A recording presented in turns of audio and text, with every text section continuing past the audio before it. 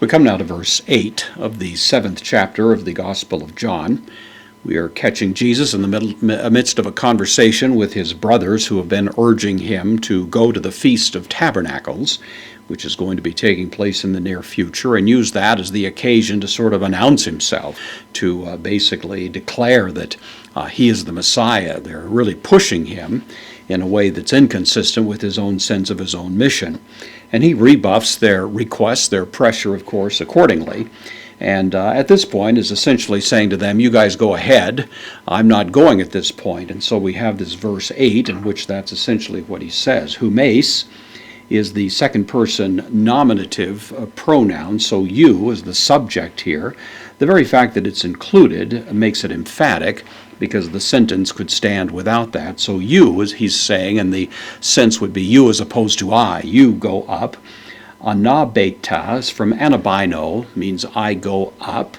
This is the second person plural, aorist active imperative. So you go up, and you participate. You go up. Ace, the preposition takes the accusative, so you go up into, tain, heortain, into the feast. So you go to the feast, you guys go ahead, and then he says, however, he, and again the presence of the ego, the first person pronoun, I, uk, anabino, same verb as this, but this was the imperative. This, of course, is the first person singular present active indicative. So I am not going up. So you go up, I'm not going up. Ace, into tain, heortain, tautain, into the feast, namely this one. You go up, I'm not going up to this feast. This has introduced for some commentators a bit of a dilemma, because it appears that Jesus is being either dishonest or deceitful or something like that, because we know that eventually he does go up.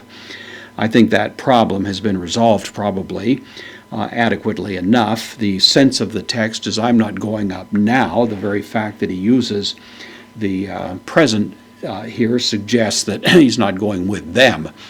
They go ahead. He's not going to go up with them at this point. We don't know if the feast was happening the next day or a month out. We don't know exactly what the timing would be.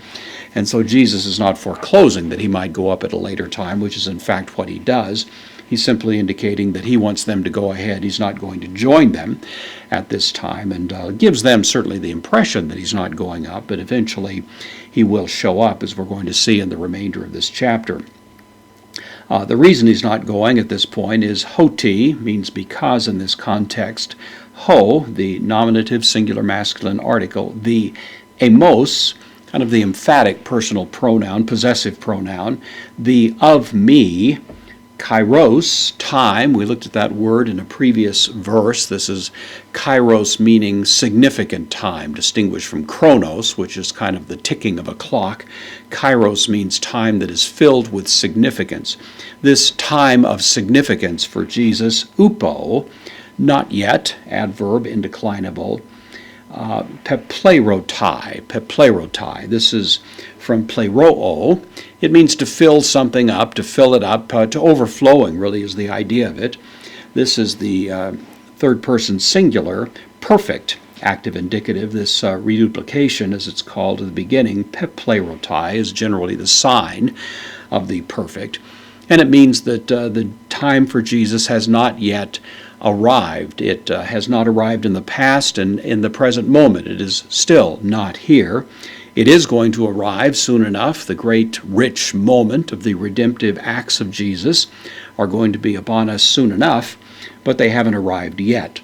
And so he sends his brothers to the feast. He's going to hang behind, but of course as the story unfolds, we'll see that he does indeed go up. But he goes up rather surreptitiously until finally the critical moment of the feast arrives, and then he does indeed declare himself right in the temple, as we'll see as this chapter unfolds.